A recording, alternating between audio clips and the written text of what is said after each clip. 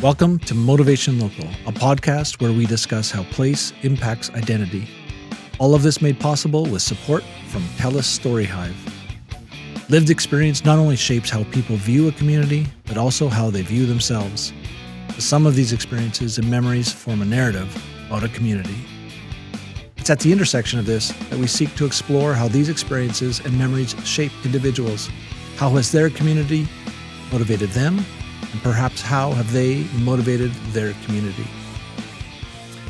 I'm Corey Sadlemyer, host of Motivation Local. Our focus this season will be my hometown, Medicine Hat, Alberta. Through a collection of stories, our goal will be to generate an informative sketch about Medicine Hat through the eyes of a small sample of its members. Some of our guests will be born and raised here, some will be former residents that have ventured off to new places, and some will be people who have come to call Medicine Hat home. Each will provide their own reflections on place and identity. Our hope is that this provides you with time to reflect on your hometown, wherever you live. In a story about place, I would be remiss to not acknowledge the land that inspires this show. This coolly carved corridor that intersects what has become Treaty 7 and Treaty 4 land, a meeting place for the Blackfoot and the Cree for centuries, and the home of the Métis as well. Lastly, I would like to emphasize that this podcast is separate from my role at Medicine Hat Public School Division. It is, however, about celebrating the community in which I live and work in, and as with any small community, there will be an intersection of guests and roles that reference my work with the school division.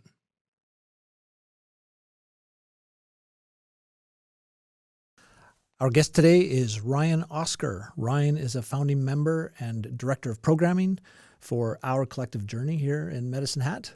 Ryan has served as a recovery coach for OCJ for the last 4 years and hosts his own podcast, From Darkness to Life. Ryan has quickly become a recognizable and important part of our community and someone we are pleased to have on today's show. Ryan, welcome to the show. Excited to have you here today.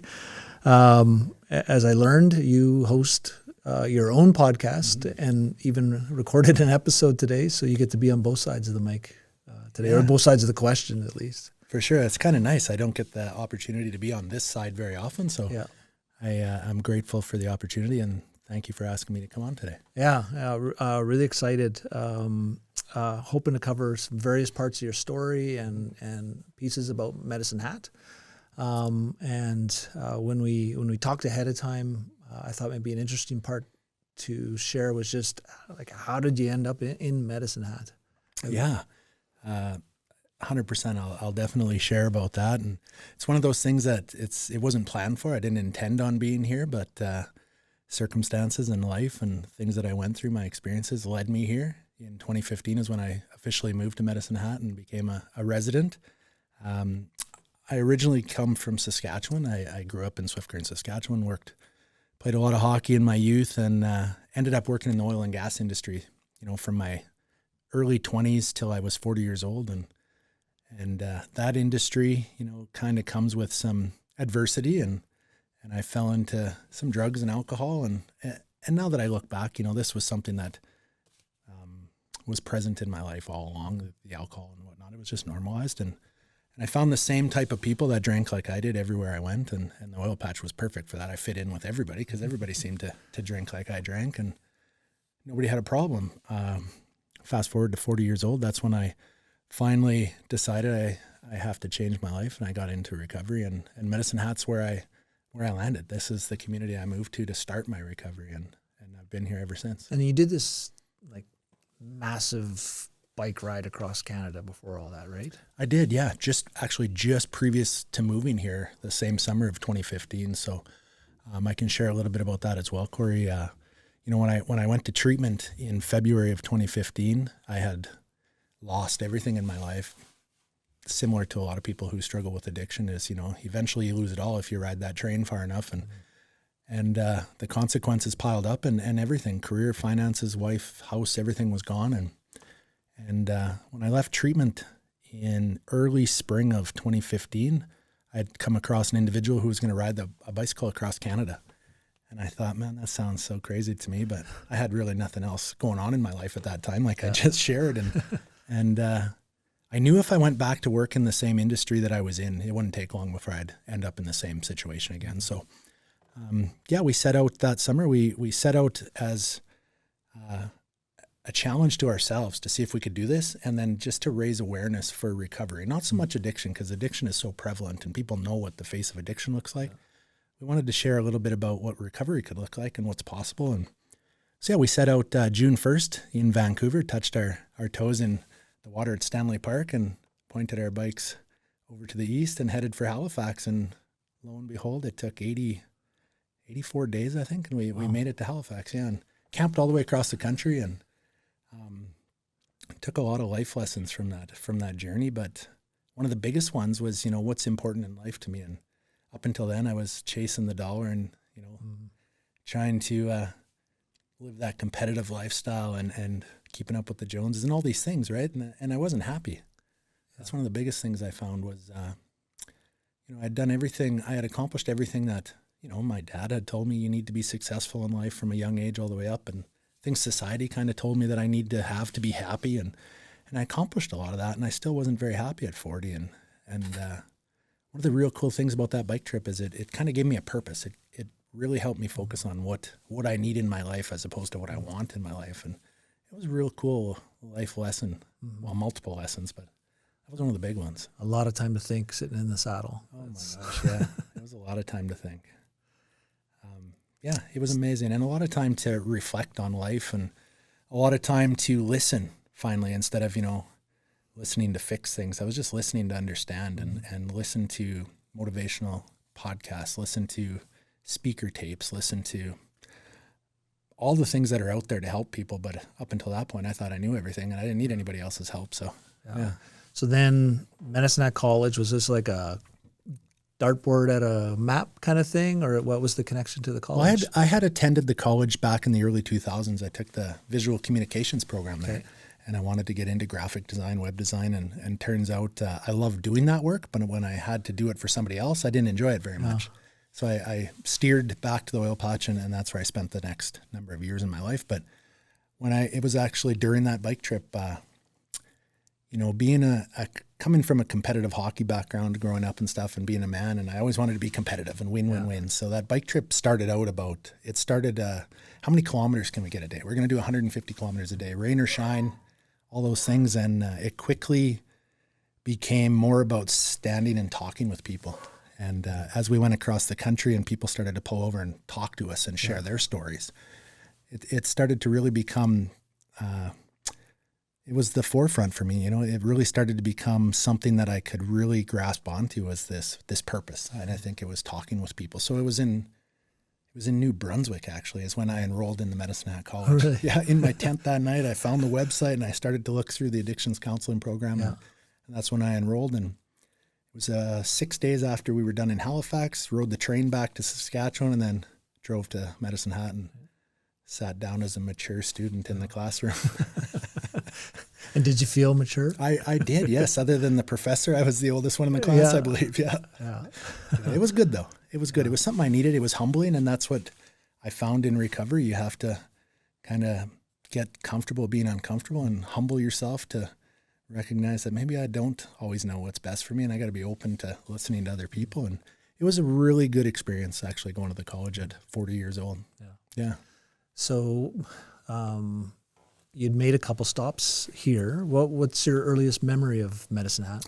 Oh, we used to come up here all the time from Saskatchewan. This was, the shopping hub for us. So being from Swift Current, I was only 2 hours away, and it was 3 hours to Regina or 3 hours to Saskatoon. And we'd always cross the border, and things were always cheaper here back then in the 80s and 90s. And then, this kind of ties in with my long-standing history with alcohol. Is you had to be 19 to drink in Saskatchewan, only 18 in Alberta. So at 17, we were crossing the border and getting into bars here. And so I'd had a lot of experience in Medicine Hat over the years, and just a whole different experience once I moved here in 2015. Yeah. So you came in, you didn't go directly from the college and start working here, right? You did a little bit of time in Regina. I did. Yeah. So when I finished, prior to finishing the program at the college, you had to have 2 400-hour practicums. And I was fortunate enough to get accepted for my first practicum at the health region in the Saskatchewan Health Authority in Regina. So I took, I think it was a 3.5 month practicum, went and worked there, and landed at the regional or the provincial correction center there. They had a dedicated substance abuse treatment unit that they had come up with, and they had counselors working in there with 20 specific inmates for 30 days, almost like inpatient treatment, but in corrections. And I really found that fascinating. I loved the correlation between criminal thinking and addictive thinking and how they went hand in hand. And once, I guess it's the chicken and the egg, I'm not sure which one comes first, but once they're both prevalent in your life, that's usually where you end up, is incarcerated. And it was one of the things that I found fascinating. So I finished that practicum, and before I even left, I applied with them again for my second practicum, and I ended up doing that one at the drug treatment court in Regina. And then I had applied for a job there and was getting ready to go to work there when a job offer or a job opening came across my desk from my professor here in Medicine Hat, and happened to be with the Canadian Mental Health Association in a collaboration, a new role with the police service.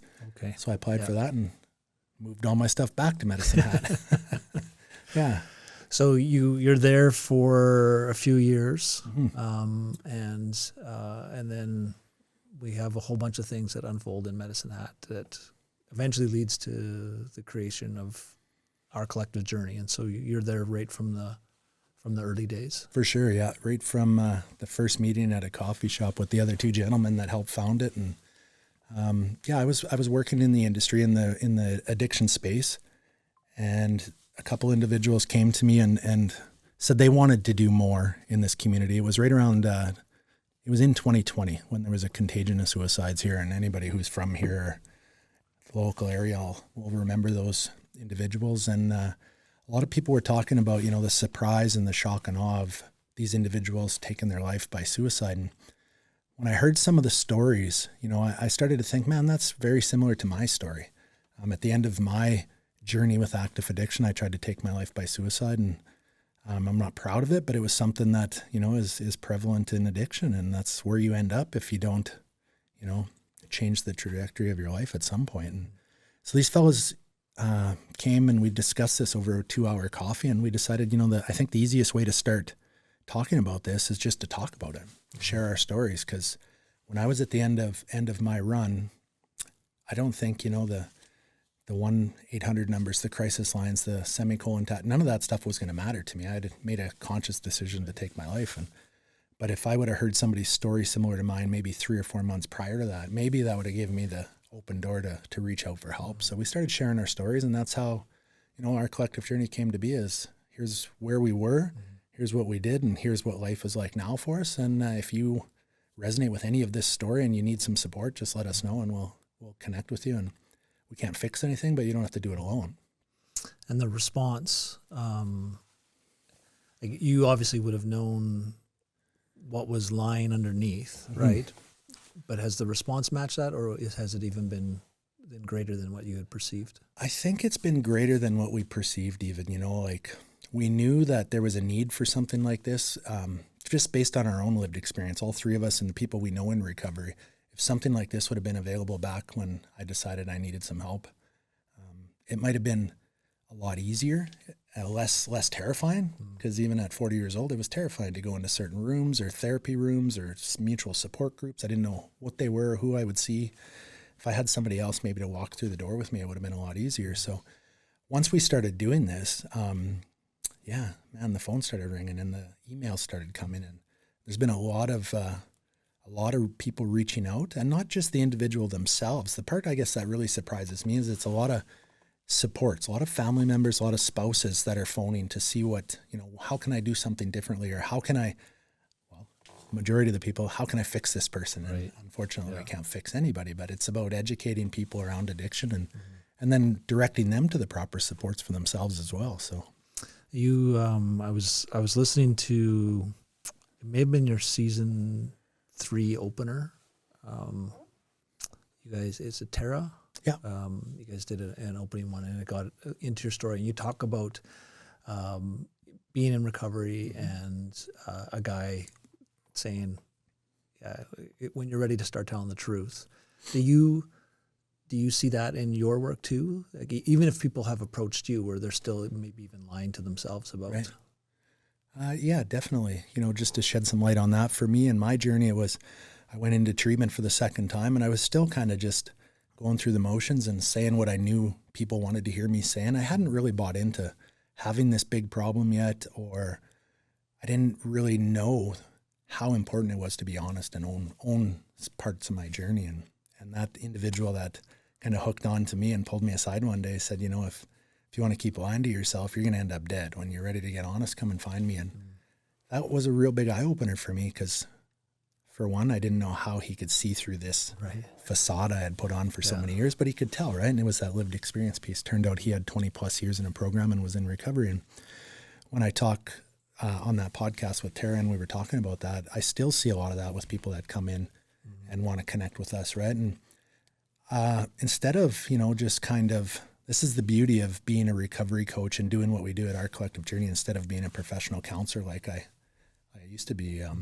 We can say some things that, maybe I wouldn't say as a counselor. And one of the things is calling people and bringing that to light is, instead of dancing around the issue for weeks and appointments on end, I'll just, call people on stuff and just bring that to the forefront, the elephant in the room. I'm like, I sense that you're not being honest. And you know what, at the end of the day, I'm going to go home and go to sleep tonight. It's not going to impact me as much as it's going to impact you. So let's get honest. And this is when the change starts. It always goes back to that getting comfortable being uncomfortable, because a lot of people aren't comfortable being openly honest about their lives. But that's where the change happens, right? When you push into that fear and you push into that honesty, change can start to happen. So you talked about the recovery coach role, and then the, I don't know, for lack of a better word, the referrals. Yeah. Is that where the resiliency coaching comes from?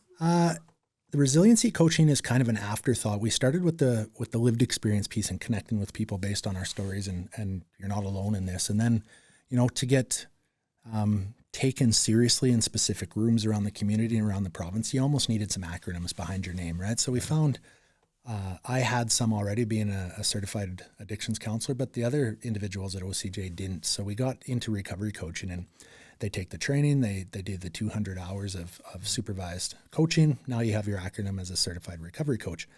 Where the resilience piece came in is our recovery coaches went into the middle and high schools. We partnered with SD 76 here and started doing recovery coaching in the schools, not because of a massive addiction problem, but because a lot of the staff and authorities in the schools recognized that a lot of the students that were struggling with specific things weren't utilizing the resources that were available to them in the school, the counselors and FLSWs and the people that are doing great work in the schools.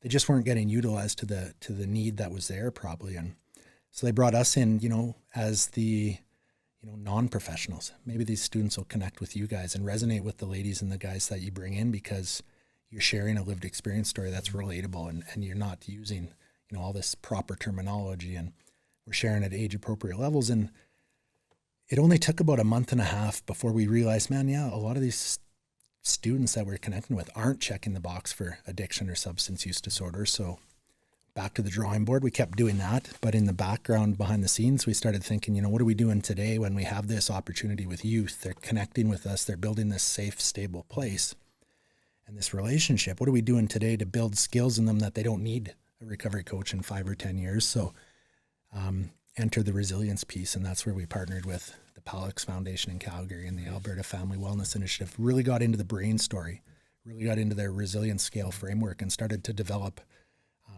that along with recovery coaching, and how can we use this to get upstream of the problems with youth. And that's how we ended up developing resilience coaching. How has the brain story, learning about that, impacted you as a parent? Oh my gosh, it's been astronomical, to be honest. I'm like I said, I'm 49 now. I have 2 boys that are 18 and 25, and I also have a 3-year-old now. Well, he's close to 3. I was introduced to the brain story about 6 years ago. Yeah. Just kind of went through the motions, learned about it, but didn't put it into practice. And now that we've really dug into it and started to dissect it and understand it, but also put it into action, like I just said, right? It's changed the entire way I parent my little guy now. It's, talking about brain architecture and the acronyms they use and the analogies in the brain story it's just a common language and it's really easy to understand. So the serve and return, when my little guy's sitting on the floor and he's yapping at me and he's going back and forth, and I used to just say, go find something to do, leave dad alone, I'm too busy. Now it's like, I'll get on the floor and serve and return, I'll give it back to him. And it's just been a whole different way of parenting for sure. It makes you reflect on earlier parenting moments, right? Like, my gosh, what was I doing? Yeah, totally. That was real poor parenting I used to do. Yeah, for sure. But, I'm a firm believer in, you do the best you can with what you know at the time, and try not to put blame on other people or myself back then. But I know better now, so I do better now. And it's been a real cool 3 years for sure. Yeah. You talked a little bit about your hockey background and your first career path, and I was thinking about that around this notion of a conformity factory is what comes to my mind, where we join in these things and we want to be like the others, right? I play this golf game with my friends, and if you act silly, if you celebrate, if you do something like that, then that's going to cost you. And so there's a penalty to be paid for that, which ironically is buy everybody a drink. But you look at how in our culture there's so many of those things, whether that's hockey or they might phrase it as playing the game the right way kind of thing. For sure.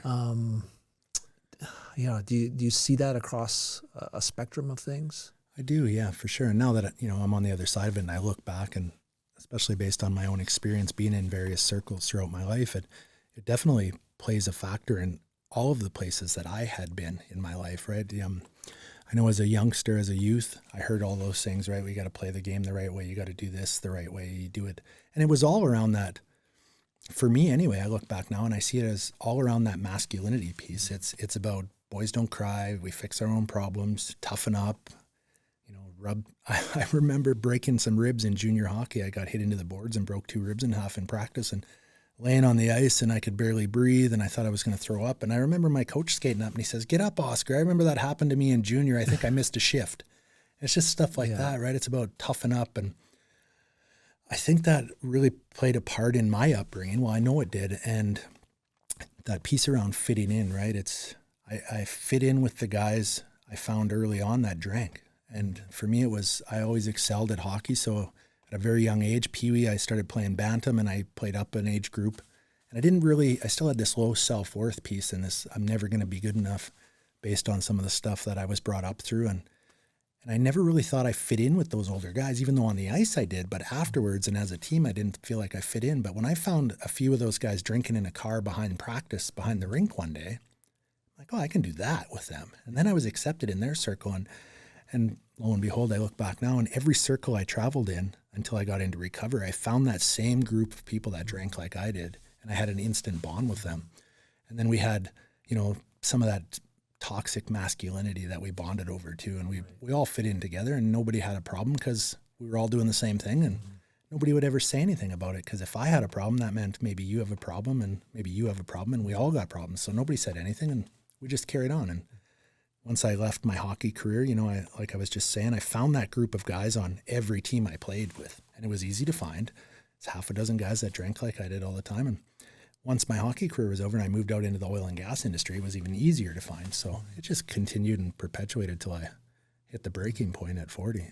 So a person establishes this identity, which is, you've got some skills in place already, can fit in with groups. Now, on the other side of recovery, you come to a place like Medicine Hat, and the notion of this podcast about identity in place. How do you go about finding your new identity in a new place and not get into those same patterns? Right. Well, I feel like I was fortunate that I was open and honest and willing. I learned that early on in recovery, and one of the things that my support group taught me early on was you got to change people, places, and things. If you want to be successful in long-term recovery, you got to get rid of the old and rebuild a life where you don't need to fall back on those poor coping mechanisms that you used for so many years, right? So when I moved here, I dug right into mutual support groups and didn't know anybody. I knew one person in Medicine Hat really, and started to go to various support group meetings, and that's really where things took off for me. I just kept going till I found the meetings that resonated most with me, and not so much the meeting itself or the people in the room. It was more about the message I was getting.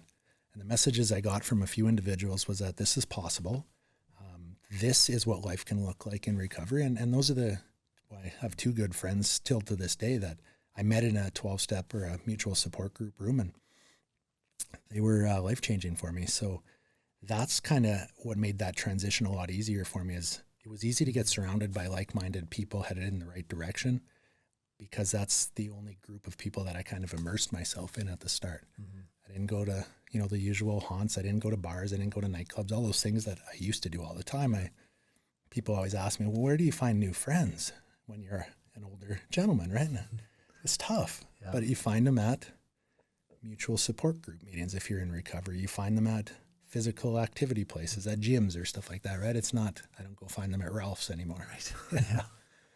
So that made that transition a lot easier for me, and really helped me find my purpose in this community. And that was, based around the lessons I learned from that bike trip, right? Is purpose and talking with people and just listening to understand. And that's kind of where things took off for me in this community, for sure.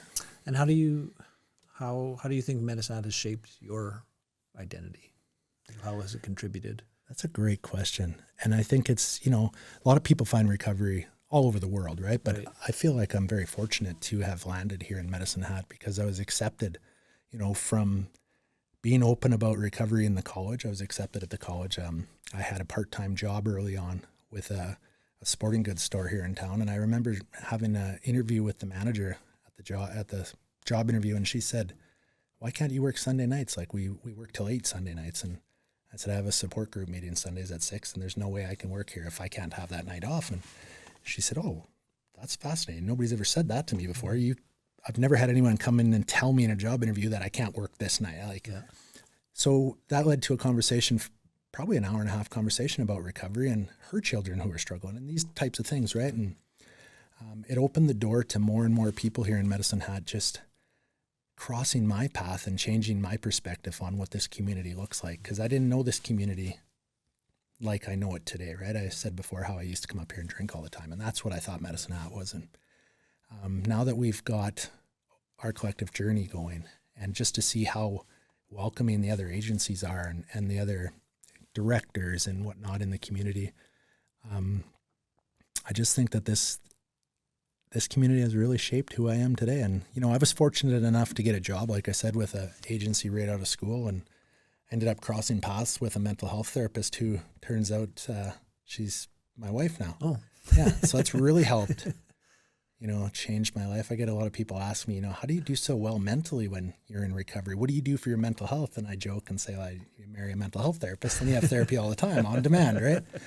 But that piece, I'm a firm believer in doing the next right thing, and that opens the next right door. And that's, it just seems like a lot of right doors have opened for me here in Medicine Hat. And you find agencies work well together and supportive of one another. Yeah. That's one of the things that really stood out for me when I first started working in this community. And like I said, I was at the police service, and I went around with one of the constables who started the PAC team here in Medicine Hat, and he introduced me to a lot of the agencies that he'd already built connections with. And I just couldn't believe how many big city supports there were in this community, right? It's everybody talks about Medicine Hat's the small community in southeastern Alberta, but we have a ton of supports here. And then once I got into our collective journey and really started to network with these supports and building a network of like-minded agencies, and I couldn't believe how easy it was to start working with other agencies. Yeah. And I know we have an office now in Calgary as well. And it's not the same there, that's for sure, right? Like a lot of people guard there. It's almost like they're scared of losing funding, right? I'm not going to let you come work with me because you might do it better, and I'll have to share my pot of money with you, right? And it's not really about that at OCJ. It's not about duplicating services.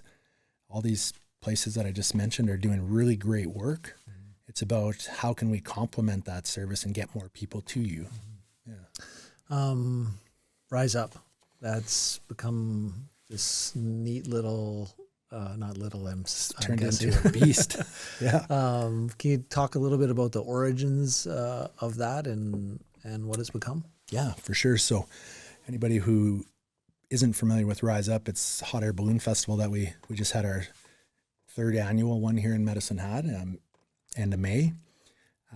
That came around 2-3 years ago, 2024. So 2021 is when we started that.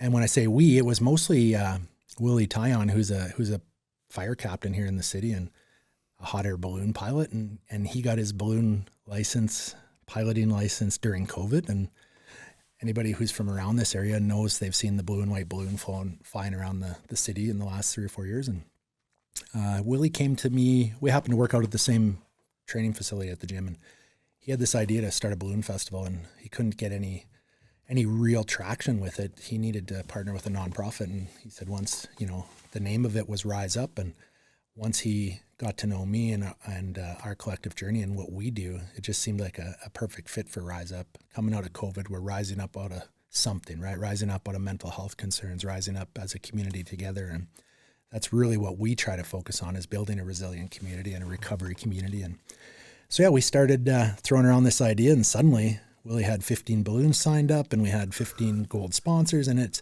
just turned into this snowball where people still didn't know. Well, I'll be honest, I still didn't know what to expect when these balloons showed up, and it turned into quite an event the first year. We had it for 4 days and pulled off a lot of fights and a balloon glow on the Saturday night out at Echodale and shut the highways down. There was so many people trying to get out there, and yeah, it was really cool. So the second year we decided to just change it up a little bit.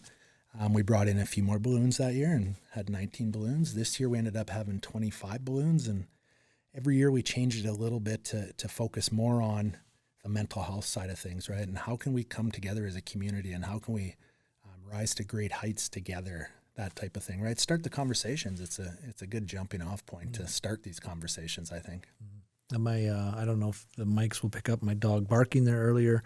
This year, is the balloons were coming over top of our house, and they were all coming in to come down and touch the river. Right. So they were really low, and you could hear them firing, and my dog lost it. Like, pretty sure he thought the end of the world was coming because they were all coming over. Have you been up? I'm assuming you have. I have. I went up last year. Actually, I got the opportunity to go up. My wife and I went, and that was actually a gift from Willie, an anniversary gift, because I didn't mention this. The first year we had the balloon festival, my wife and I got married actually the Saturday night of the balloon festival. Anybody who's familiar with this area, Echodale is where the balloons were stationed out of, and we set up an event tent on the lookout at the top and got married that night. So he gifted us a balloon ride for the second year. So we went up, and it was something else. Anybody who if you haven't had the opportunity and you can afford to do it, it's something that I think everyone should experience, because it's so serene and peaceful up there.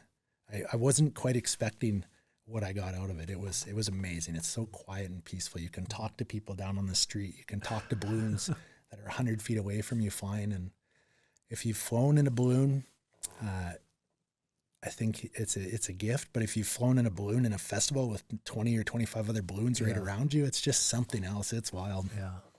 And you talked a little bit about the community response to that. Has that been, like, we talked about,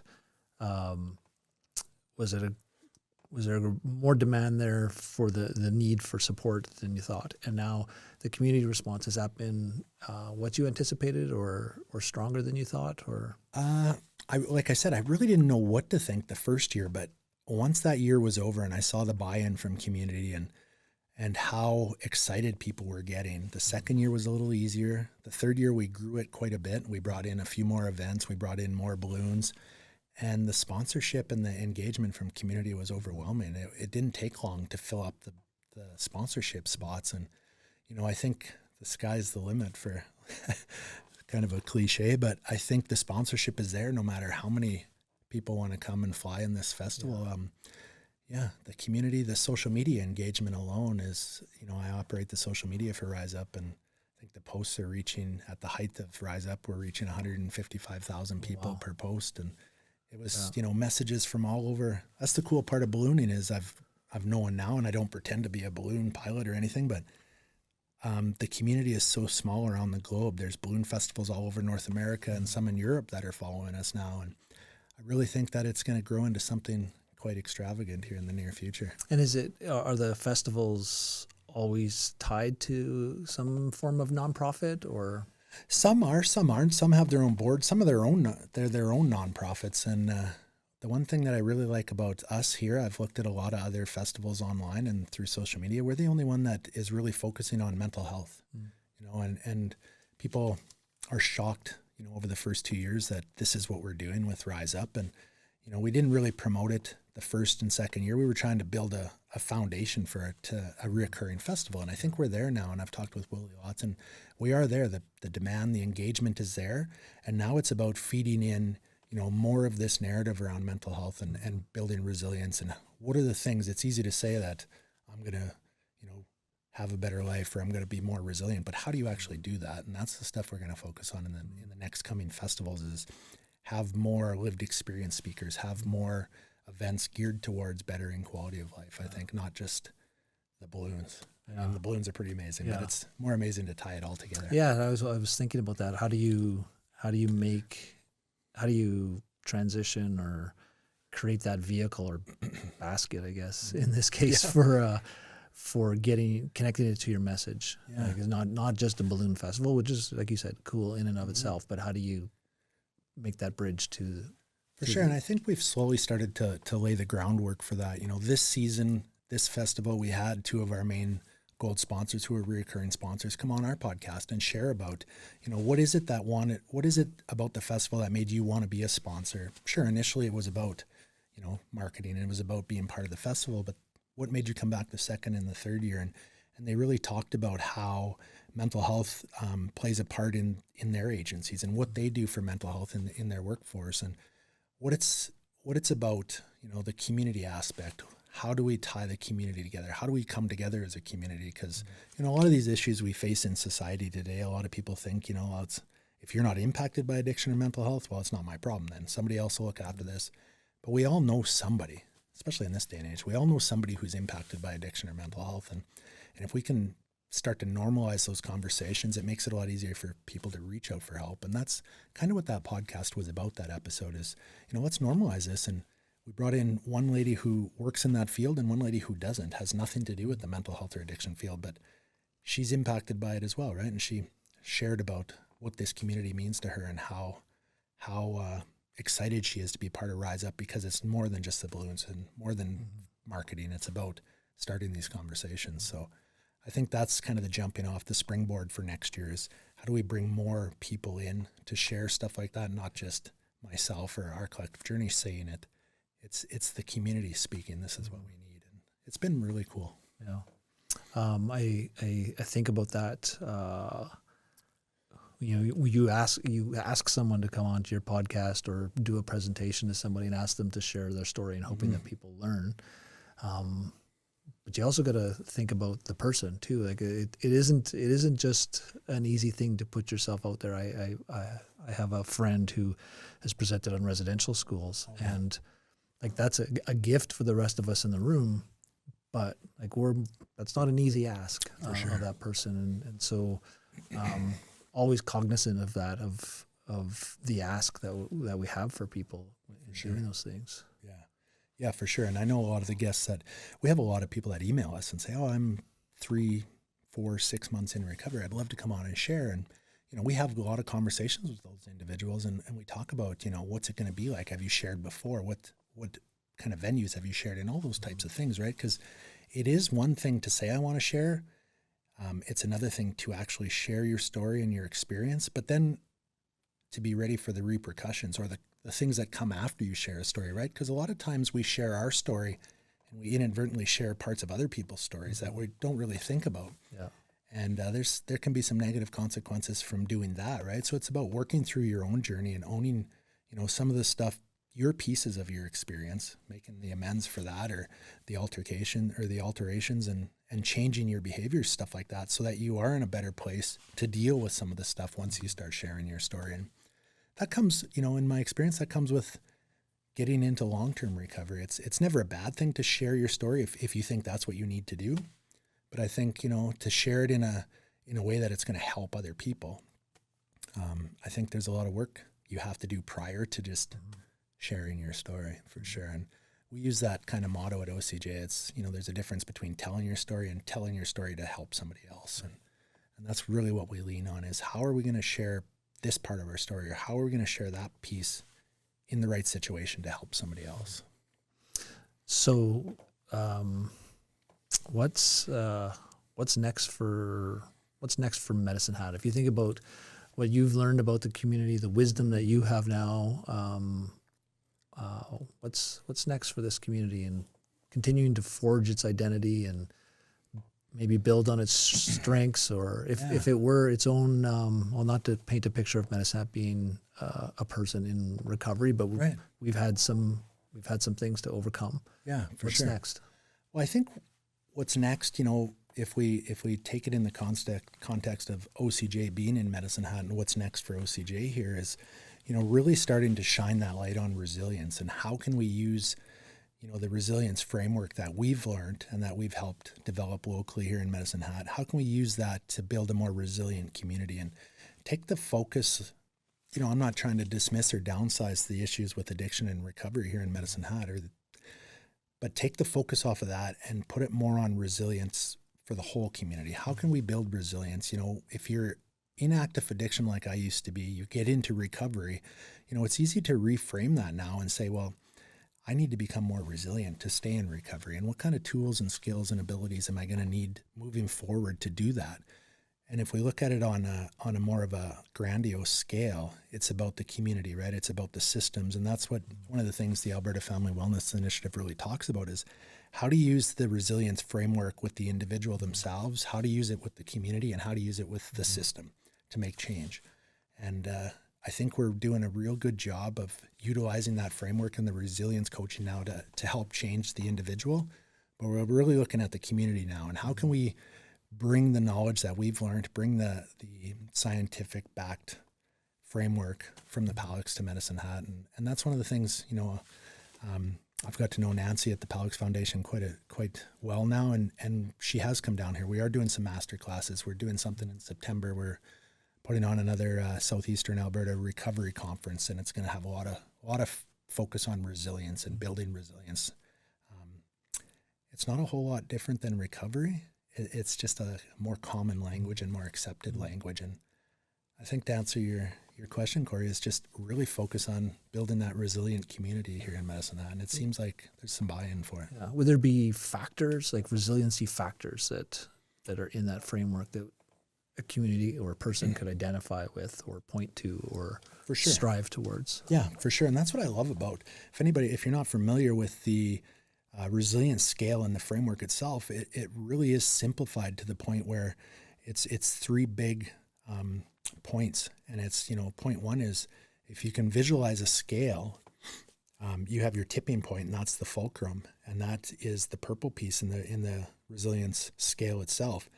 The left side of the scale is where any of our negative experiences, our adverse childhood experiences, all the obstacles that we have faced in life pile up on the left side as red boxes, and that's what they refer to them as red boxes in our life. The opposite side of that scale, the other end, is the positive supports, and that's the green boxes. So that's your safe, stable, supportive people, places, environments. And the goal is to reduce adversity, reduce our negative experiences. We can't pick and choose which ones we want to get rid of, because once you've experienced something, it's part of your experience. Right, yeah. But it's about putting a cap on that, like stop the compounding negative experiences. How can we stop those? And it's usually by adding more green boxes, more positive supports, more, whether it's, you name it, right? It comes down to physical, mental, spiritual, all those different components to bettering your life. What green boxes can we get you connected to? And as you get connected to those green boxes and you start working with those individuals, you're inadvertently building new skills and abilities, which shifts that fulcrum farther to the left, which puts leverage on more positive outcomes. And that's, it sounds like a mouthful, but once you look at it and you dig into it a little bit and you work with somebody, it's not really that difficult to start visualizing this. And then once you can visualize it, you can start putting those green boxes on. And it only takes a couple to start that snowball effect. Are people I don't know, do they have more green boxes than they even know that they have? Oh, for sure. Yeah, for sure. A lot of people, especially that when they come to connect with us, adversity and negative experiences, they're front and center because that's what we're in right now, right? But when we start to look at some of their experience, and like I said, most of our staff are recovery coaches, so we don't dig in the past. We don't deal with trauma. We connect you to those individuals who are skilled and trained to do that when you're ready. But what we do is we'll sit and we'll listen. We'll actively listen to understand your journey. And now that we have this framework to work off of, as they share their journey with us, we'll help them recognize, well, that's a green box, and explain to them what a green box is. And they might also be confused as to, well, I always thought this was a red box, but actually this is a green box, or vice versa, right? And help them work through that. And it's been fascinating to watch. But yeah, a lot of people don't recognize a lot of the good supports or the skills that they have, the self-worth that should be there. They just dismiss that a lot of times. And it's a real cool feeling to watch people, recognize and reframe their own journey, and the light bulbs start to come on. And there's that glimmer of hope a lot of times. And that's where my gratitude comes. I'm very grateful to be able to sit across from somebody and help them recognize some of the really cool things that they're actually going on in their life. They just focus on the negative stuff. So, and how about you? What's next for you? I just moved, so unpack my house. No. Yeah, my wife and I just moved, so that's part of our journey. And what's next for me, I guess, is just to continue on with OCJ and see what the next door is that's going to open. SARCON this fall, I said, like in September, we're hosting that here, so we're planning that. We have a couple real cool things with our resilience coach program here in the school. We have something that we've partnered with the Medicine Hat College, and we're working on some stuff there. We've even had some conversations with University in Queensland in Australia about that resilience piece and the resilience coaching piece that we're doing here, and starting to discuss maybe, is it transferable? How can other organizations use it in different parts of the world? And, it's not something that we invented. We did create the resilience coach piece, but I got to give credit to the Palix Foundation and the organizations out of Calgary, and it's developed right here in Alberta. So that's something we're very proud of, that being Albertan now, that we're doing some pretty cool things here in Alberta that are recognized around the globe. So, where can people find you or find out more about OCJ? They can hit up our website at ourcollectivejourney.ca. We've talked a few times about our podcast. It's also available through that website, or you can just find it on Apple, Spotify, most of the streaming platforms. It's called From Darkness to Life. And you're into the 4th season? Yeah, just getting close to wrapping up season 4. Wow. I think we have half a dozen episodes left to shoot, and then we'll be done that, take a break till later this fall and start in on season 5. But we're on social media, OCJ. You can find us, Our Collective Journey, on Instagram, Facebook. Podcast has an Instagram. It's all available through our website, though. Okay. If you were to tell me, who do I need to talk to that is like Mr. or Mrs. Medicine Hat that could speak to the identity of Medicine Hat, who would you recommend? Yeah, definitely. I think I shared this with you before. I really believe that if you want to focus on that piece about Medicine Hat, what Medicine Hat is, how passionate this individual is, it's got to be Willie Tyon. Ever since I've met Willie, I always joke that you will never find a more passionate person when it comes to talking about Medicine Hat. He's born and raised here, and I think that gentleman, he would definitely shine a light on this city like most other people can't. Cool. I'll have to connect with him. I think I have a mutual friend, Sheldon Moser. So. Oh yeah. For sure. I think, and if you have an extra seat, his wife Cindy is a beauty to have on as well. Yeah, I can make that happen. Yeah, for sure. Well, I can get the extra seat. I don't know if I can make them on the show. Awesome. Yeah. Thanks for doing this. For sure. Hope it was kind of what you thought it would be. Yeah. It's funny because our marketing coordinator in Calgary, I was talking with her just before I came here, and she said, "What's the podcast about?" I said, "Well, Medicine Hat and OCJ. Other than that, I think I'm going in blind. It is what it is, right?" And it's what's said today, and it's just that's what's meant to be said. Motivation Local is produced by Table 4 Productions with the generous support of TELUS STORYHIVE. You can find our episodes on Optic TV, at our website, motivationlocal.com, on our YouTube channel or wherever you get your podcasts. Our producer is Corey Sadlemyer. Our theme music was composed by Medicine Hat musical artist Snakes and the Riot. As always, thanks for watching or listening to our podcast. If you've enjoyed what you've heard here, don't hesitate to subscribe to our channel or to leave us some feedback.